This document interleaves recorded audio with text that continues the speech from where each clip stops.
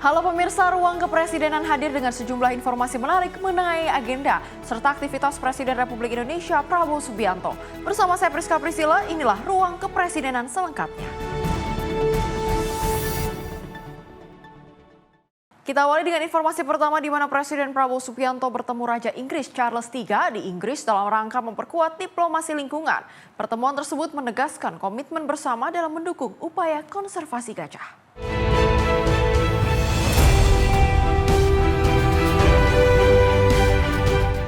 Presiden Prabowo Subianto menghadiri pertemuan filantropi konservasi gajah Pasaman sekaligus melakukan pertemuan dengan Raja Inggris Charles III di Lancaster House, London pada Rabu 21 Januari 2026. Kehadiran ini menjadi bagian dari upaya memperkuat diplomasi lingkungan Indonesia di tingkat global. Presiden Prabowo tiba sekitar pukul 10.00 waktu setempat dan disambut utusan khusus Presiden Bidang Energi dan Lingkungan Hidup Hashim Jojo Hadikusumo serta Menteri Kesetaraan Inggris Shema Malhotra. Setibanya di lokasi, Presiden menerima penghormatan pasukan jajar kehormatan sebelum bertemu Raja Charles III dan mengikuti rangkaian awal pertemuan. Dalam forum tersebut, Presiden Prabowo dan Raja Charles menerima pemaparan mengenai inisiatif konservasi gajah Pasaman serta berinteraksi dengan para pengusaha dan filantropi lingkungan yang tergabung dalam UK Indonesia Pasaman Elephant Conservation Initiative. Pertemuan ini menegaskan komitmen bersama Indonesia dan Inggris dalam memperkuat kerjasama internasional di bidang pelestarian satwa liar dan konservasi lingkungan. Tim redaksi Simpo TV melaporkan. Presiden Prabowo Subianto disambut hangat oleh diaspora dan generasi muda Indonesia saat hadir di Swiss. Kehadirannya dinilai mencerminkan harapan untuk memperkuat posisi Indonesia di kancah global. Kehadiran Presiden Republik Indonesia Prabowo Subianto di Swiss mendapat sambutan hangat dari diaspora dan generasi muda Indonesia. Momen ini dianggap sebagai cerminan harapan mereka terhadap arah masa depan bangsa. Alvin Wihono, mahasiswa Magister di Zurich sekaligus Material Engineer di Hilti Group, menilai Prabowo sebagai sosok dengan visi besar dan jelas. Alvin mengapresiasi kehadiran Presiden di forum internasional seperti World Economic Forum di Davos sebagai langkah strategis untuk memperkuat posisi Indonesia di kancah global. Selain itu, Alvin menekankan pentingnya pembangunan sumber daya manusia dan kebijakan hilirisasi yang juga diterapkan oleh Prabowo. Menurutnya, langkah-langkah ini tidak hanya mendorong pertumbuhan ekonomi, tetapi juga menegaskan kedaulatan dan kapasitas Indonesia untuk bersaing di tingkat dunia. Setelah hampir lebih dari 1 dekade, akhirnya Presiden kembali datang ke Davos untuk mengikuti World Economic Forum, and I think it's a really big leap for Indonesia. Menurut saya, Pak Prabowo itu sosok yang memiliki mimpi yang besar. Dia punya visi-visi yang jelas dan besar. Dan saya harap dia tetap tegas dengan visinya dan terus mengejar mimpi tersebut. Tim redaksi Simpo TV melaporkan.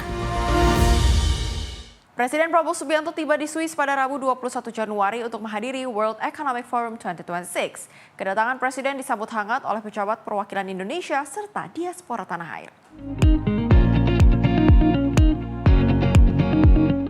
Presiden Republik Indonesia Prabowo Subianto memulai agenda internasionalnya dengan tiba di Swiss pada Rabu 21 Januari 2026 guna menghadiri World Economic Forum 2026. Pesawat Presiden dan rombongan mendarat di Bandara Udara Internasional Zurich sekitar pukul 17.30 waktu setempat dan disambut sejumlah pejabat perwakilan Indonesia. Penyambutan di bandara dilakukan oleh Duta Besar RI untuk Konfederasi Swiss, YM Igede Ngurai Swajaya, Atasé Pertahanan KBRI Paris, Marsma TNI Hendra Gunawan, serta jajaran perwakilan Indonesia lainnya.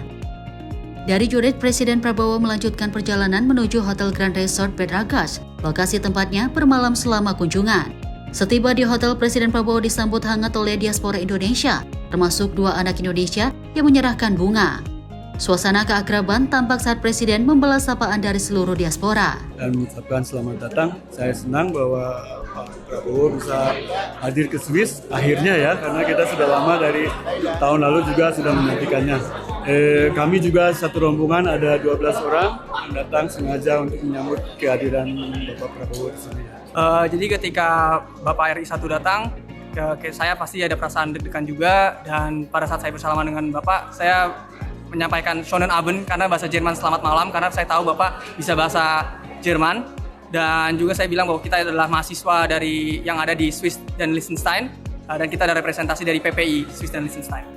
Saya juga deg-degan, tapi Pak Presiden juga merupakan orang yang saya hormati sekali, sehingga saya juga merasa familiaritas dengan beliau, dan saya juga ingin berterima kasih kepada beliau atas jasanya kepada negara kami, Republik Indonesia.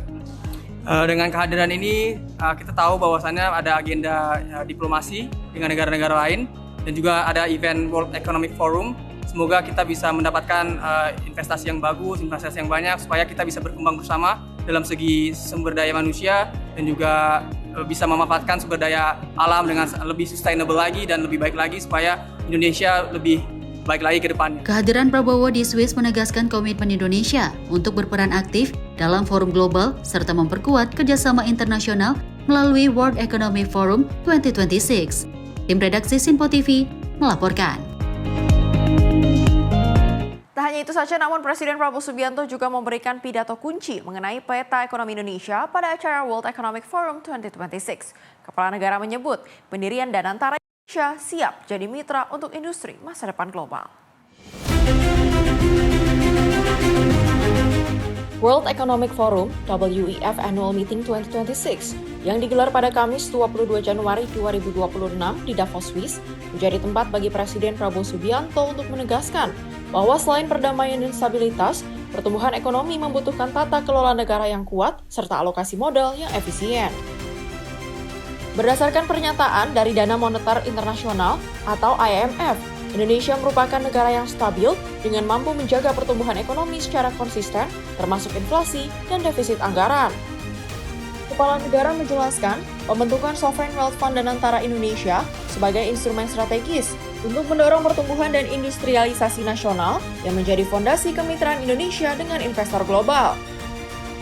Presiden menegaskan, dengan aset kelolaan senilai $1 triliun Amerika Serikat, Danantara Indonesia membuka ruang kolaborasi dan pembiayaan bersama untuk industri masa depan, sekaligus menjadi lahan peluang investasi. That is why last February we established our Sovereign Wealth Fund, Danantara Indonesia. Danantara means the energy to power the future of Indonesia. Danantara is a sovereign wealth fund with $1 trillion in assets under management. With Danantara, I can stand here in front of you as an equal partner. Indonesia is now not only a land of peace and stability. Indonesia now is more and more the land of opportunity. Once again, I mentioned that I am convinced that our growth, the growth of our economy will be significantly surprising to many in the world. With Danantara, Indonesia is now able to be your partners. We will co-invest and grow with you. Danantara is established to finance and co-finance the industries of the future.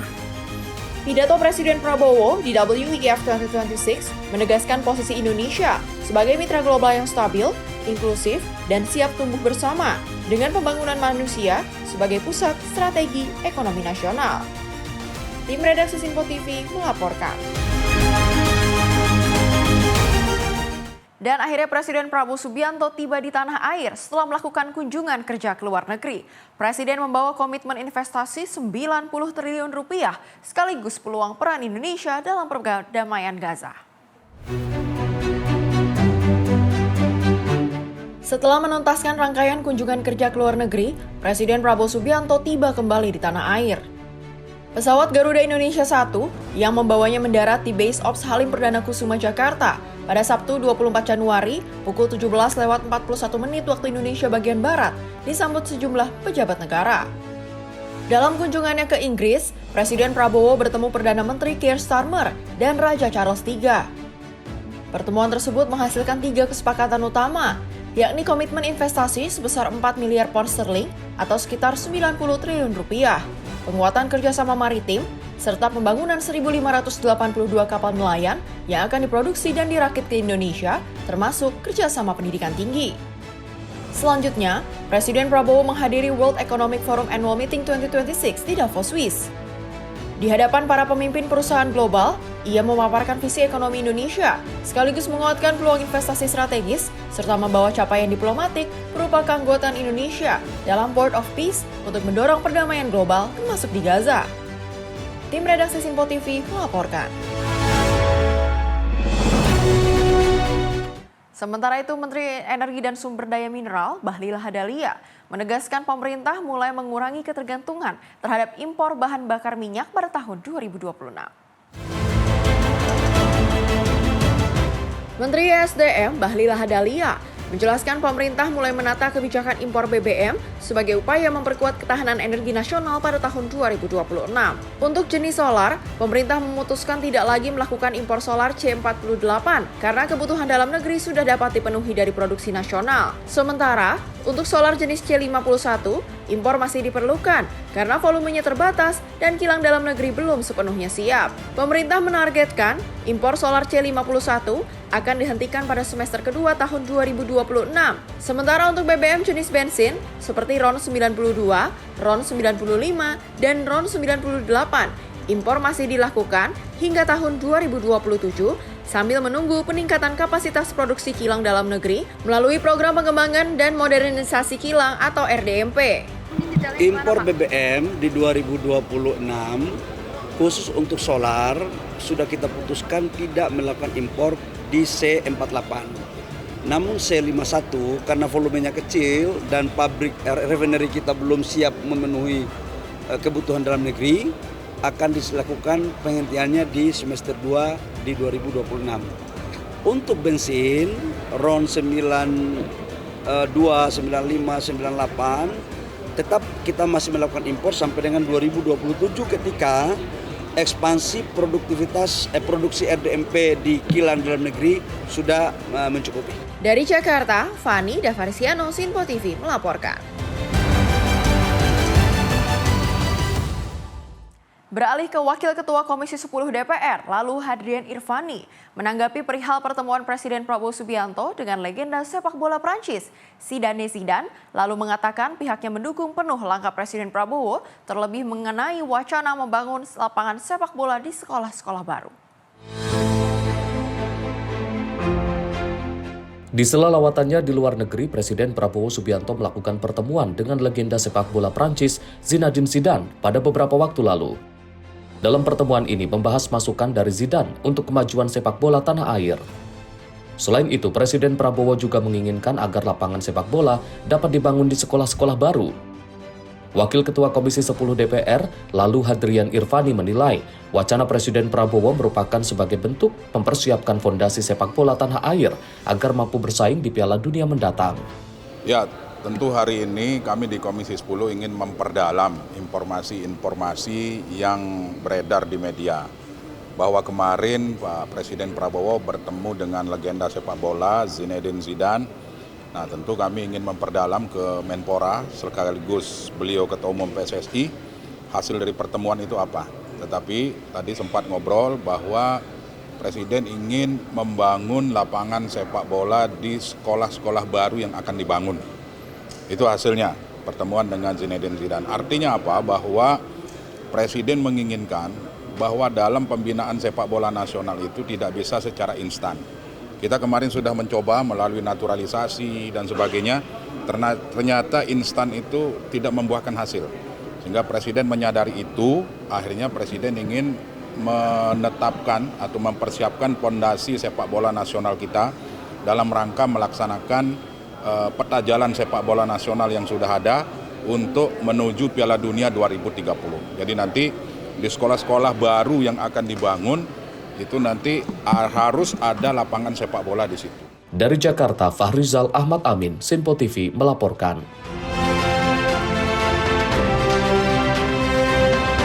Kita beralih ke Kementerian Haji dan Umroh yang memastikan seluruh persiapan penyelenggaraan ibadah haji tahun 2026 telah dilaporkan secara menyeluruh kepada DPR RI. Hal ini disampaikan setelah rapat koordinasi dengan Komisi 8 pada Rabu 21 Januari yang membahas kesiapan akomodasi, konsumsi, dan transportasi jemaah haji di Tanah Suci. Dalam rapat kerja bersama Komisi 8 DPR RI, Menteri Haji dan Umroh Muhammad Irfan Yusuf menyampaikan kesiapan layanan utama untuk jemaah haji, mulai dari akomodasi hotel, penyediaan konsumsi, hingga sarana transportasi selama berada di Tanah Suci. Transportasi jemaah telah dirancang menyeluruh mulai dari pergerakan antar kota Mekah dan Madinah, perjalanan menuju Arafah dan Mina, hingga layanan pendukung lainnya. Irfan turut menegaskan bahwa faktor ekonomi global seperti pergerakan nilai tukar rupiah terhadap dolar dan rial Saudi telah diantisipasi sejak dini oleh PKH Haji. Langkah tersebut diambil agar di penyelenggaraan ibadah haji tahun 2026 dapat memberikan pelayanan terbaik serta memberikan rasa aman nyaman bagi seluruh jemaah. Alhamdulillah sudah kita laporkan semuanya, mulai dari persiapan akomodasi hotel, persiapan catering untuk makannya, persiapan transportasi di sana, baik transportasi dari hotel ke Arafah, transportasi dari hotel di Mekah ke hotel ke Madinah, ataupun sebaliknya transportasi dari Arafah ke Musdalifah Mina sudah kita laporkan, dan alhamdulillah Komisi 8 juga menerima laporan kami, dan mudah-mudahan dengan kerjasama yang sangat bagus antara kami dan Komisi 8 kita bisa menjalankan proses haji 2026 dengan sebaik-baiknya. Gus, ini kan ada pergerakan nilai tukar rupiah. Apakah berpengaruh juga kepada BP yang dibayarkan? Ada kenaikan atau tidak? Kemudian ini kan udah turun 2 juta ya. Pergerakan dolar maupun real terhadap rupiah itu sudah diantisipasi oleh teman-teman di PKH, dan kami tidak ikut dalam hal itu, dan teman-teman sudah mengantisipasinya sejak beberapa bulan yang lalu. Dari Jakarta, Fani Davariskiano, Sinpo TV melaporkan. Pemerintah bangun jembatan di desa terpencil Aceh. Informasi selengkapnya usai jeda, tetaplah bersama kami di Ruang Kepresidenan.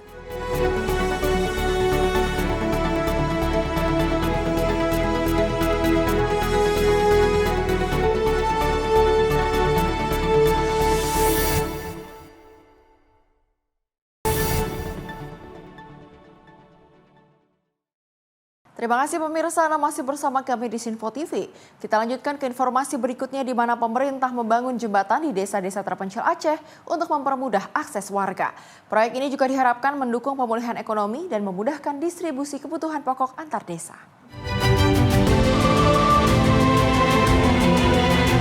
Untuk membuka akses ke desa-desa terpencil, pemerintah mempercepat pembangunan jembatan di berbagai wilayah Aceh. Langkah ini bertujuan memperlancar mobilitas warga dan mendukung pemulihan ekonomi masyarakat. Pembangunan melibatkan sinergi antara TNI dan warga dengan jembatan gantung, Armco dan Bailey yang disesuaikan kondisi lokasi. Di Kabupaten Pidie, Biren, dan beberapa wilayah lain, proses pembangunan meliputi pengecoran fondasi, pendirian tiang penyangga, dan perakitan struktur jembatan. Jembatan-jembatan ini juga memudahkan distribusi hasil pertanian dan kebutuhan pokok antar desa yang sebelumnya sulit dijangkau. Pemerintah menegaskan proyek ini bagian dari upaya pemerataan pembangunan nasional, terutama di daerah pedalaman dan rawan bencana. Kehadiran jembatan diharapkan memperkuat ketahanan wilayah, mempercepat mobilitas warga, dan meningkatkan kualitas hidup masyarakat Aceh. Tim redaksi Sinpo TV melaporkan. Sementara itu, Wakil Presiden Gibran Rakabuming Raka datang ke Desa Pasir Langu, Cisarua, Bandung Barat. Selain tinjau lokasi bencana, Wapres juga menemui korban terdampak dan meminta semua unsur bergerak dalam operasi penyelamatan. Didampingi Wakil Menteri Lingkungan Hidup, Dias Hendro Priyono, dan rombongan terbatas, Wakil Presiden Gibran Rakabuming Raka berangkat dari stasiun kereta cepat Wush, Halim, Jakarta menuju Bandung Barat. Saat tiba di lokasi bencana, Wapres Gibran berbincang dengan sejumlah korban terdampak. Gibran mendengarkan cerita para korban terdampak soal kejadian tanah longsor yang terjadi pada Sabtu pagi. Kedatangannya juga untuk memastikan proses evakuasi, pencarian, dan penyelamatan korban berjalan cepat. Pemerintah mendorong agar penanganan bencana dilakukan optimal hingga proses pemulihan pasca bencana. Hingga Minggu pagi, dilaporkan 8 orang meninggal dunia dan lebih dari 80 orang lainnya masih dalam proses pencarian. Tim redaksi Sinpo TV melaporkan.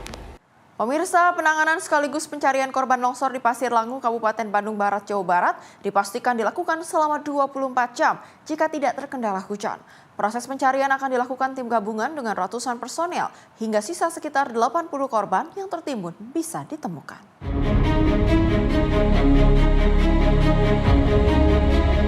Pemerintah pusat melalui Kementerian Koordinator Bidang Pembangunan Manusia dan Budaya, Menko PMK, kemudian Basarnas dan BNPB menggelar rakor bencana longsor di kantor Desa Pasir Langu, Kecamatan Cisarua, Kabupaten Bandung Barat pada Minggu siang. Rakor ini untuk memastikan penanganan bencana yang telah merenggut korban jiwa akan maksimal. Menko PMK, Pratikno, memastikan operasi pencarian yang dipimpin tim SAR dan ratusan personel gabungan akan dilakukan selama 24 jam, baik siang hingga malam hari, jika tidak terkendala hujan. Proses pencarian akan dilakukan tanpa batas waktu, hingga seluruh korban yang masih dalam pencarian sekitar 80 orang bisa seluruhnya ditemukan. Pemerintah menyampaikan duka yang mendalam atas meninggalnya beberapa korban di Cisarua ini akibat longsor, curah hujan yang sangat tinggi. Dan kami saat ini mengutamakan yang pertama adalah penyelamatan jiwa. Oleh karena itu kita melakukan operasi SAR 24 jam non-stop karena ada sekitar 83 warga yang masih dalam pencarian. Kemudian tentu saja adalah penanganan korban. Ini sudah biasa kita lakukan semaksimal mungkin, sebaik mungkin, mulai dari identifikasi sampai penyerahan korban jenazah kepada keluarga secara bermartabat, perlindungan pengungsi, ya, pelayanan pengungsi, dan yang penting lagi adalah pencegahan bencana susulan. Oleh karena itu, tim terdiri dari beberapa klaster utama. Ini adalah 5 klaster. Klaster yang pertama adalah klaster SAR, dipimpin oleh Basarnas, TNI, Polri, BPBD, BNPB juga. Ini saat ini nanti akan dijelaskan lebih dari 250 personel lebih dengan berbagai macam alat berat yang dikerahkan. Sementara itu, Kepala Basarnas, Muhammad Syafi'i menegaskan akan memaksimalkan hampir 1.000 personel gabungan untuk mencari korban longsor di sejumlah titik. Selain personel, pencarian juga dilakukan menggunakan 12 drone dan sejumlah alat berat. Saat ini, pemerintah melalui BMKG sudah melakukan modifikasi cuaca, sehingga saat proses pencarian tidak turun hujan. Sehingga unsur-unsur yang terlibat di lapangan tentunya dari koordinator sampai unsur pengamanan ini akan bekerja seoptimal mungkin untuk sesegera mungkin bisa mengevakuasi atau bisa menemukan seluruh korban yang informasi yang kita dapat lebih dari 80 personil ini yang masih dalam proses pencarian. Setelah kita melaksanakan asesmen awal dari lokasi kejadian, mulai dari titik yang menjadi mahkota longsor sampai di lidah dari longsoran, kita bagi menjadi sektor-sektor. Saat ini yang sudah tergabung dalam operasi SAR, tadi sudah disampaikan oleh Bapak Menko, lebih dari 250 personil terlatih. Kemudian untuk yang tergabung dalam operasi, termasuk dalam pendukung lebih dari 450 orang yang sudah terdata. Kemudian untuk penggunaan sarana prasarana, bahwa operasi SAR ini akan menggunakan 2 unsur, yaitu unsur udara yang melibatkan sarana drone yang sudah terdata, ada 12 drone yang akan kita operasikan. Begitu juga unsur darat, mulai dari personil sampai ke alat berat. Tetapi karena ini berdampak pada masyarakat yang lain dan sifatnya bencana alam, maka pencarian pertolongan menjadi salah satu bagian dalam penanganan secara keseluruhan. Nah, kemudian setelah tanggap darurat, kami informasikan kepada masyarakat lainnya ya, yang terdampak, yang bukan menjadi korban langsung yang hilang, keluarganya, sanak saudaranya, mungkin juga kehilangan rumah tempat tinggal. Ini semuanya diurus oleh pemerintah pusat lewat BNPB. Tadi Bapak Wapres juga menekankan, tadi juga sudah dijelaskan oleh Bapak Menko PMK secara gamblang. Intinya kami dari pemerintah pusat lewat BNPB akan mendukung sepenuhnya terkait kebutuhan masyarakat yang terdampak sampai kondisi betul-betul pulih, dan kita membackup pemerintah, baik pemerintah kabupaten maupun pemerintah provinsi. Pada hari kedua ini, proses pencarian sempat dihentikan karena adanya longsor susulan, namun akan kembali dilanjutkan setelah situasi aman. Dari Kabupaten Bandung Barat, Jawa Barat, jurnalis Info TV melaporkan. Kita beralih ke Menteri Sekretaris Negara Prastio Hadi, mengungkapkan bahwa pemerintah akan menindak tegas jika terdapat adanya perusahaan yang terbukti melanggar aturan pemanfaatan hutan di 3 provinsi Sumatera. Prastio menyebut, pemerintah akan terus melakukan pengecekan di beberapa lokasi jika terdapat perusahaan yang melanggar aturan. Presiden Prabowo Subianto memutuskan mencabut izin usaha 28 perusahaan yang terbukti melanggar aturan pemanfaatan hutan di 3 provinsi Sumatera. Hal ini sebagai langkah konkret pemerintah dikarenakan perusahaan-perusahaan tersebut turut menjadi penyebab banjir di Sumatera. Namun, Menteri Sekretaris Negara Prasetyo Hadi belum bisa memastikan perihal jika adanya penambahan jumlah pencabutan izin perusahaan.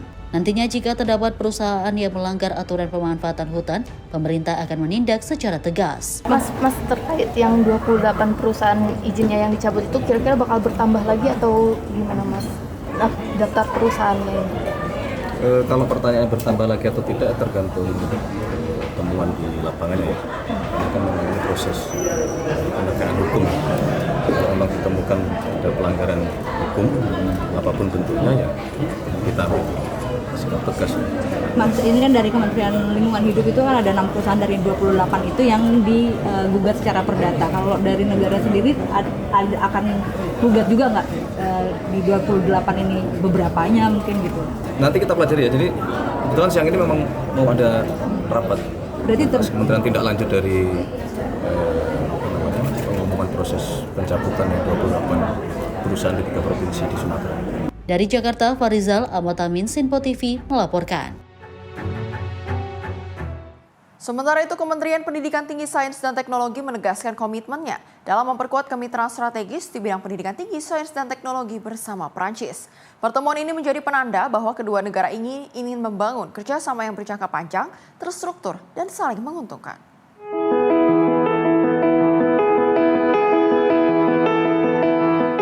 Kementerian Pendidikan Tinggi, Sains dan Teknologi bersama Dubes Prancis menegaskan komitmen memperkuat kerjasama pendidikan tinggi, sains dan teknologi melalui inisiatif Tahun Inovasi Indonesia Prancis. Kolaborasi ini mencakup riset, inovasi, pertukaran mahasiswa dan peneliti, pengembangan kampus unggulan hingga perluasan program beasiswa LPDP ke jenjang doktoral. Inisiatif ini juga telah disetujui oleh Presiden Republik Indonesia Prabowo Subianto dan Presiden Prancis Emmanuel Macron. Bahkan Kedubes Prancis berkomitmen menghadirkan kampus unggulan di Indonesia karena berkat program khusus LPDP Prancis. Jumlah mahasiswa Indonesia di Prancis meningkat 2 kali lipat dalam setahun. Langkah ini pun diharapkan mendorong kemitraan jangka panjang yang berdampak bagi pengembangan SDM unggul dan kemajuan riset kedua negara. Redaksi Sinpo TV melaporkan.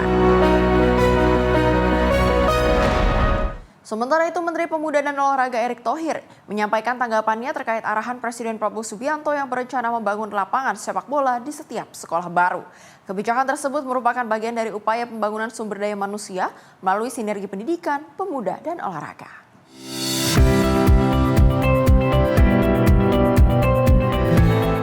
Menteri Pemuda dan Olahraga Erick Thohir menyebut pihaknya akan segera melakukan koordinasi dengan kementerian terkait, khususnya Kementerian Pendidikan Dasar dan Menengah. Hal ini menindaklanjuti keinginan Presiden Prabowo Subianto yang berencana membangun lapangan sepak bola di sekolah-sekolah baru. Menurutnya, fasilitas olahraga di sekolah menjadi bagian penting dalam pembangunan manusia, tidak hanya dari aspek pola pikir, namun juga kesehatan jasmani dan karakter. Program Sekolah Rakyat dan Sekolah Garuda yang sedang digulirkan pemerintah diharapkan dapat dilengkapi sarana olahraga sebagai penunjang pembinaan generasi muda. Saya akan berkoordinasi dan saya berharap nanti sekolah rakyat yang sedang digaungkan dan juga sekolah Garuda yang sedang dibangun juga dilengkapi fasilitas olahraga. Karena dalam membangun manusia itu kan tidak hanya membangun tadi pola pikir, tetapi juga jasmaninya menjadi penting. Itulah yang tadi disampaikan oleh para pimpinan di Komisi 10 dan para anggota, bahwa antara pemuda dan olahraga ini merupakan satu kesatuan yang tidak terpisahkan. Walaupun kadang-kadang memang terlihat sepertinya olahraga lebih dominan. Nah, ini yang kita sinergikan, bagaimana juga program pemuda ini menjadi program hal yang sangat penting dalam juga pembangunan karakter bangsa, termasuk juga karakter para atletnya sendiri. Karena kalau kita lihat kemarin, terima kasih kepada para atlet yang berjuang untuk di Asian Games, ya, itu banyak yang Gen Z juga, ya, dan tentu kita apresiasi juga para atlet yang berjuang kemarin untuk para Asian Para Games yang juga emasnya tembus sampai 135 emas. Jadi itu yang kita dorong sama-sama. Dari Jakarta, Fahrizal Ahmad Amin, Sinpo TV melaporkan. Menteri Luar Negeri Sugiono juga menegaskan keikutsertaan Indonesia dalam Board of Peace tidak disertai kewajiban iuran keanggotaan. Partisipasi Indonesia dalam forum internasional tersebut bersifat kontribusi sukarela untuk mendukung upaya perdamaian dan rekonstruksi Gaza. Menteri Luar Negeri Sugiono menegaskan keikutsertaan Indonesia dalam Board of Peace tidak disertai dengan kewajiban iuran keanggotaan. Sugiono menyebut keanggotaan Board of Peace bersifat undangan dan juga setiap negara yang diundang otomatis menjadi anggota selama 3 tahun. Partisipasi pembiayaan juga dilakukan secara sukarela sesuai dengan kesiapan masing-masing negara, tanpa adanya kewajiban pembayaran tertentu. Ia juga menjelaskan kontribusi yang juga diberikan Indonesia difokuskan untuk mendukung upaya perdamaian dan juga proses rekonstruksi Gaza. Hal tersebut sekaligus menegaskan komitmen Indonesia dalam diplomasi perdamaian tanpa membebani keuangan negara di luar mekanisme yang telah ditetapkan. Presiden memutuskan untuk ikut berpartisipasi. Jadi gini, ini bukan membership fee, tapi kalau kita lihat kronologinya bahwa pembentukan Board of Peace ini merupakan suatu upaya untuk bisa menyelesaikan situasi di Gaza pada khususnya dan Palestina, termasuk upaya rekonstruksi. Terus rekonstruksi ini siapa yang bayar? Kan seperti itu. Uangnya dari mana? Dananya dari mana? Kan seperti itu. Oleh karena itu, anggota-anggota yang diundang itu diajak untuk berpartisipasi di situ. Yang tentu saja ada keuntungan lain, yaitu merupakan anggota tetap dari Board of Peace. Tidak ada. Itu semua negara yang diundang itu entitled untuk menjadi member selama 3 tahun. Itu bunyi charternya. Jadi kalau misalnya ikut berpartisipasi yang 1 miliar, itu artinya dia permanen. Dari Jakarta, Vanida Fariskiano, Sinpo TV melaporkan. Pemirsa, pemerintah melakukan evaluasi terhadap pelaksanaan program makan bergizi gratis di Provinsi Bengkulu. Evaluasi dilakukan melalui kegiatan pengarahan kepada satuan pelaksana mitra dan yayasan. Langkah ini ditempuh untuk meningkatkan kualitas program serta menjamin keberlanjutannya di daerah.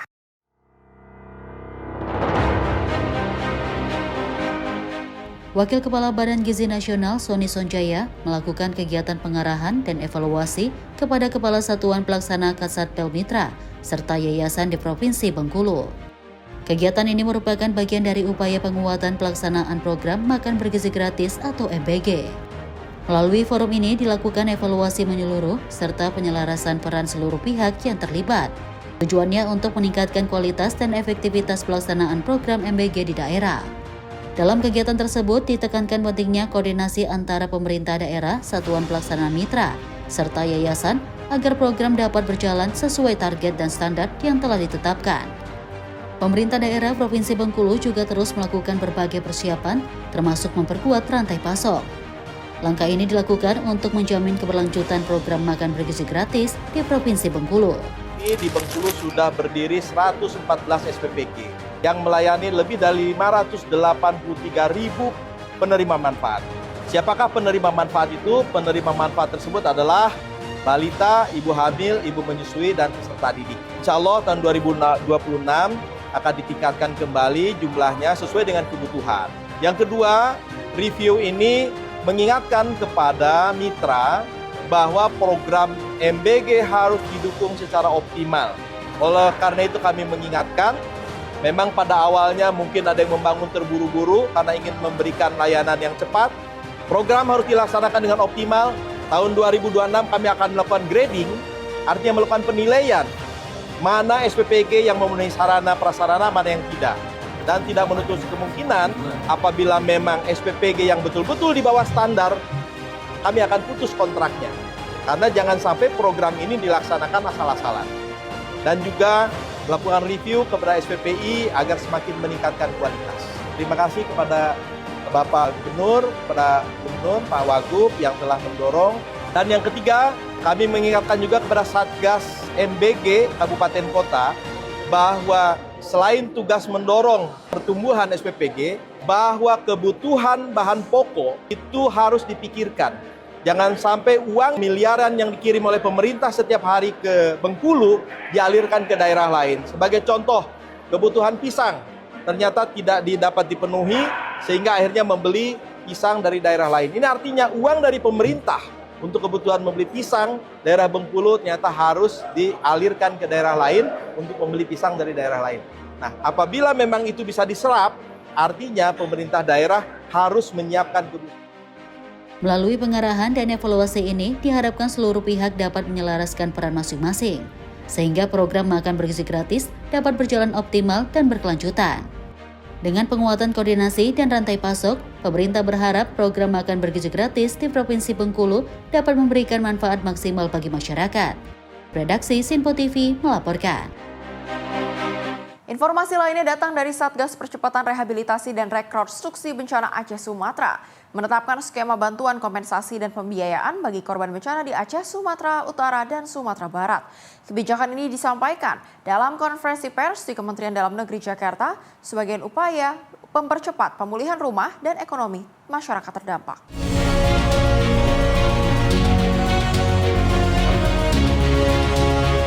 Pemerintah melalui Satgas Percepatan Rehabilitasi dan Rekonstruksi Bencana Aceh Sumatera menetapkan rencana teknis penanganan rumah korban banjir dan bencana lainnya di wilayah Aceh, Sumatera Utara, dan Sumatera Barat. Dalam konferensi pers di Kementerian Dalam Negeri, Jubir Satgas Amran MT menyampaikan bantuan diberikan berdasarkan kategori tingkat kerusakan rumah. Untuk rumah rusak ringan, kepala keluarga akan menerima kompensasi dari BNPB sebesar Rp15 juta. Untuk rumah rusak sedang, kompensasi dari BNPB ditingkatkan menjadi Rp30 juta per kepala keluarga. Adapun untuk rumah rusak berat akan diberikan kompensasi sebesar Rp60 juta per kepala keluarga. Untuk rencana teknis penanganan rumah korban bencana banjir dan longsor di wilayah Provinsi Aceh, Sumatera dan Sumbar telah ditetapkan bahwa ada beberapa pemberian uang kompensasi dan pembiayaan. Yang pertama, untuk kategori rusak ringan itu akan mendapatkan uang kompensasi yang diberikan oleh BNPB sebesar 15 juta per orang per kepala keluarga, khusus untuk yang rusak ringan. Kemudian juga ada uang pembiayaan isi rumah atau perabotan dari Kemensos sebesar 3 juta, kemudian juga ada uang untuk ekonomi oleh Kemensos. Kemudian rusak sedang sebesar 30 juta per orang atau per kepala keluarga dari BNPB. Amran menegaskan seluruh proses penyaluran bantuan akan dilaksanakan secara bertahap dan transparan. Langkah ini diharapkan dapat mempercepat pemulihan kehidupan sosial dan ekonomi masyarakat terdampak bencana di wilayah Aceh dan Sumatera. Dari Jakarta, Jihan Nabila, Rona Bayu, Sinpo TV melaporkan. DPD apresiasi pidato Prabowo di WEF 2026. Informasi selengkapnya usai jeda, tetaplah bersama kami di Ruang Kepresidenan.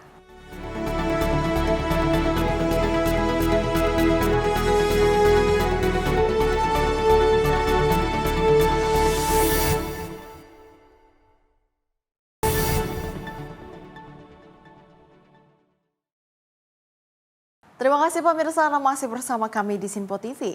Kita lanjutkan informasi berikutnya dari Ketua DPD RI, Sultan Bakhtiar, yang mengapresiasi pidato Presiden Prabowo Subianto pada World Economic Forum 2026 di Davos, Swiss.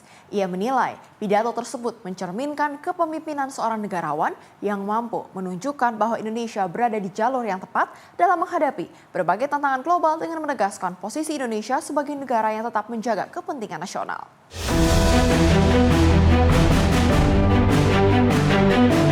Ketua DPD RI Sultan Bakhtiar mengapresiasi pidato Presiden Republik Indonesia Prabowo Subianto dalam World Economic Forum 2026 di Davos, Swiss. World Economic Forum merupakan agenda tahunan yang mempertemukan para pemimpin negara, tokoh bisnis dan organisasi internasional dalam membahas isu global. Ia menilai pidato Presiden menegaskan sikap Indonesia yang tetap menjaga kepentingan nasional dan stabil di tengah dinamika global. Ketahanan pangan Indonesia juga dinilai tidak hanya pemenuhan kebutuhan dalam negeri, namun juga mampu memberikan kontribusi bagi negara lain.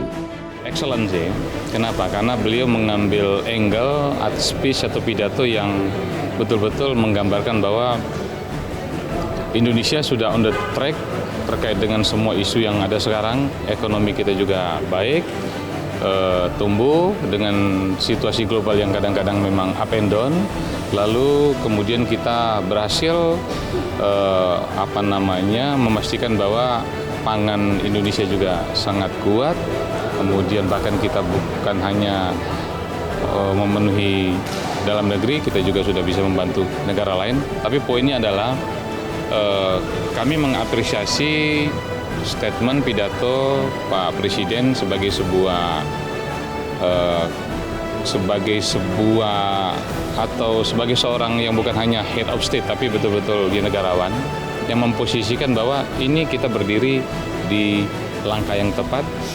Kepentingan nasional kita harus kita jaga, kita tidak kanan kiri, kita di tengah, sehingga targetnya kita bisa terhindar dari dampak yang akan mengguncang baik ekonomi maupun sisi lain seperti politik, sosial, terkait dengan isu-isu terkini dunia. Dari Jakarta, Fani Dava Rizkiano, Sinpo TV, melaporkan. Pemirsa, Presiden Prabowo Subianto melantik anggota Dewan Energi Nasional periode 2026 hingga 2030 di Istana Merdeka, Jakarta. Sebanyak 7 anggota resmi dilantik dengan ketua harian dijabat oleh Menteri SDM Bahlil Lahadalia. Pelantikan anggota Dewan Energi Nasional ini dilakukan berdasarkan keputusan Presiden nomor 134P tahun 2025 tentang pengangkatan anggota DEN dari unsur pemangku kepentingan serta Kepres nomor 6P tahun 2026 mengenai pengangkatan dari unsur pemerintah. Total 16 anggota Dewan Energi Nasional resmi dilantik dengan pembagian 7 dari unsur pemerintah dan 8 lainnya dari unsur pemangku kepentingan. Hal ini disampaikan Presiden Prabowo saat melantik 16 anggota DEN tersebut di Istana Merdeka Jakarta pada Rabu petang. Dari unsur pemerintah ada nama Mentan Andi Amran Sulaiman, Mendikti Saintek Brian Juliarto, Menteri Energi dan Sumber Daya Mineral Bahlil Lahadalia, Menteri Lingkungan Hidup Hanif Aisol Nurofik, Menteri Perindustrian Agus Gumiwang Kartasasmita, Menteri Perhubungan Budi Purwagandi, Menteri Perencanaan Pembangunan Nasional Rahmat Pambudi, serta Menteri Keuangan Purbaya Yudisadewa. Di sisi unsur pemangku kepentingan, yakni Joni Jonathan Numberi, Muhammad Fadil Hasan, Satya Widya Yuda, Sri Penny Inten Cahyani, Unggul Priyanto, Saleh Abdurrahman, Muhammad Khalid Seirazi, hingga Surono. Untuk struktur kepengurusannya dipimpin langsung oleh Presiden Prabowo sebagai Ketua Umum dan Bahlil Lahadalia memimpin sebagai Ketua Harian. Sebelum saya mengambil sumpah janji berkenaan dengan pengangkatan saudara-saudara dalam keanggotaan Dewan Energi Nasional. Terlebih dahulu saya akan bertanya kepada saudara-saudara, bersediakah saudara-saudara untuk diambil sumpah janji menurut agama masing-masing? Bersedia. Sebagai Ketua Harian Dewan Energi Nasional, Bahlil Lahadalia mengungkapkan akan segera menggelar rapat paripurna. Nah, yang baru dilantik ini adalah merupakan bagian yang baru karena baru selesai dipilih DPR dari pemangku kepentingan dari masyarakat. Kemudian dari menterinya ini sudah memang berlanjut masa jabatannya. Dan ini bukan berarti kita baru kerja.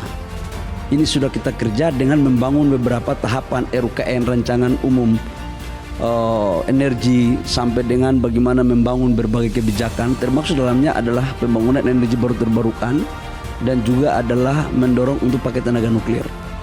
Nah, dengan harapan dengan pelantikan hari ini semuanya bisa kita selesaikan sudah barang tentu sesuai dengan arahan dan kebijakan Bapak Presiden. Karena Dewan Pengarah daripada Dewan Energi Nasional ini ketua umumnya adalah Bapak Presiden. Dari Jakarta, Max Munte, Rona Bayu, Simpo TV melaporkan. Upaya perlindungan warga negara Indonesia di luar negeri kembali membuahkan hasil sepanjang 2025. Kementerian Luar Negeri mencatat hampir 28.000 WNI berhasil dipulangkan dari berbagai situasi krisis.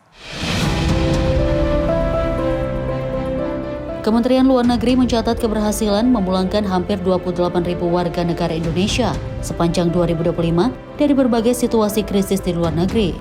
Pemulangan tersebut mencakup WNI yang terdampak konflik bersenjata hingga menjadi korban kejahatan transnasional seperti penipuan daring dan judi daring. Menteri Luar Negeri Sugiono menyampaikan bahwa perlindungan WNI merupakan salah satu pilar utama diplomasi Indonesia. Dalam pernyataan pers tahunan Menteri Luar Negeri pada Rabu 14 Januari, ia menegaskan bahwa diplomasi harus berangkat dari kebutuhan rakyat serta kewajiban negara untuk hadir dan memberikan perlindungan bagi warganya. Dan sepanjang tahun 2025, Indonesia telah memulangkan 27.768 warga negara Indonesia dari berbagai situasi krisis. Saudara-saudara mungkin tidak terlihat, saudara-saudara mungkin tidak terdengar,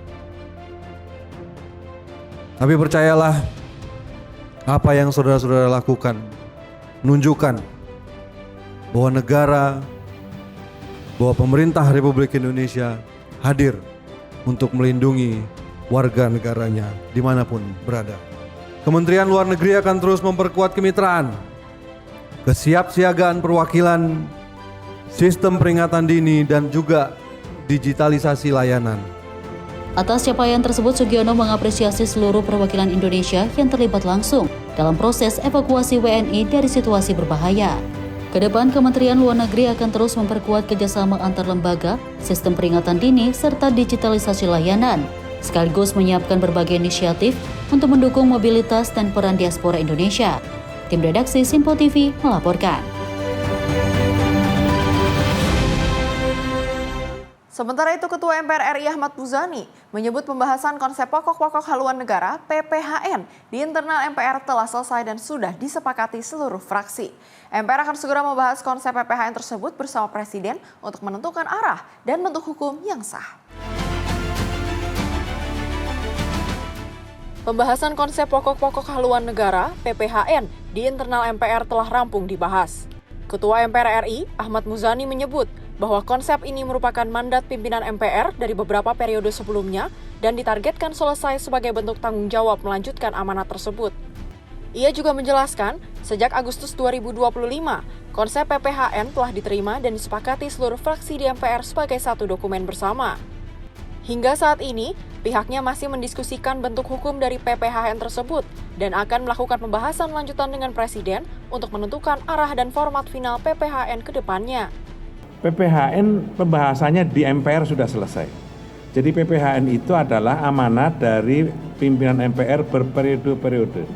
Sejak periodenya Pak Taufik Kemas itu sudah digagas, kemudian periodenya Zulkifli Hasan sudah juga digagas, periodenya Mas Bambang Susatyo juga dibahas, dan itu nggak selesai-selesai. Kemudian itu menjadi catatan atau amanat dari periode sebelumnya kepada periode kami, agar segera menyelesaikan konsep PPHN.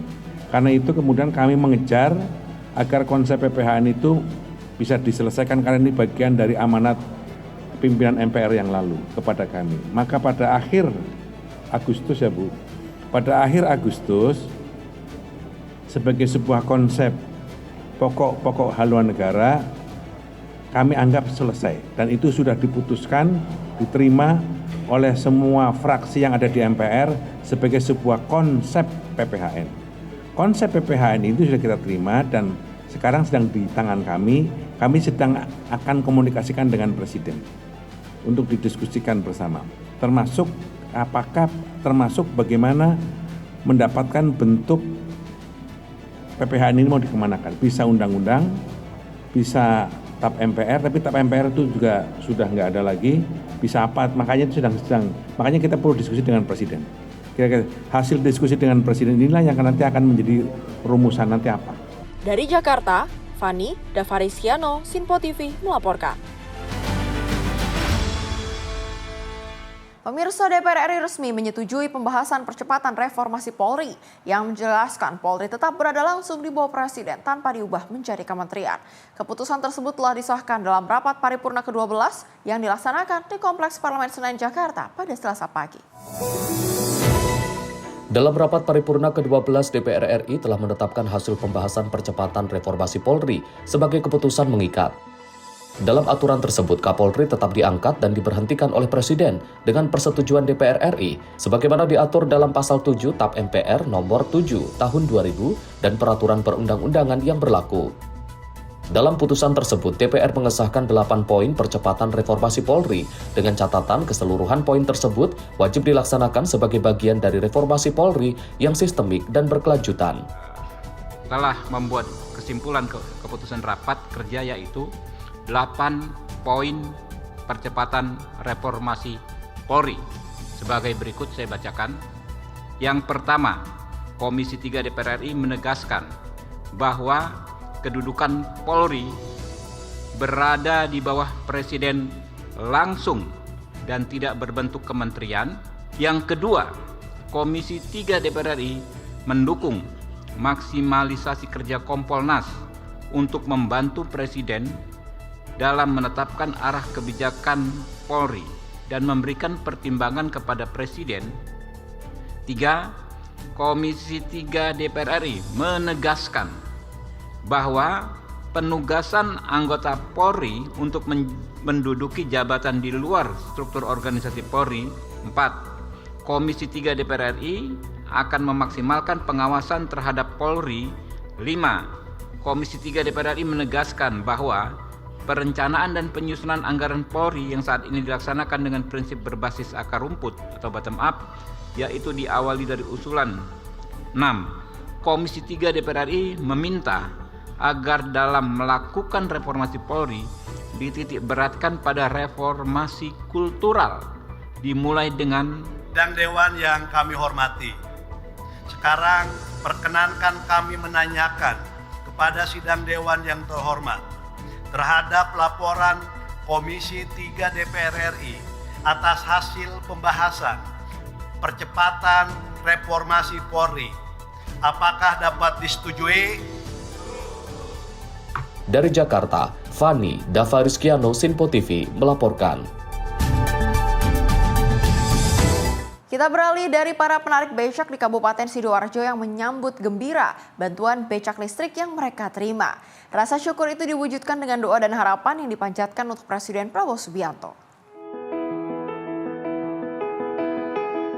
Suasana penuh kebahagiaan tampak di kalangan penarik beca di Kabupaten Sidoarjo, Jawa Timur setelah mereka menerima bantuan beca listrik dari Presiden RI Prabowo Subianto. Bantuan ini disambut antusias karena dinilai mampu meringankan beban kerja sekaligus menopang mata pencarian mereka. Ungkapan rasa syukur datang dari Asmat Wahyudi berusia 60 tahun, salah satu penarik beca penerima bantuan. Ia mengaku sangat berterima kasih atas beca listrik gratis tersebut dan memanjatkan doa agar Presiden Prabowo senantiasa diberi kesehatan.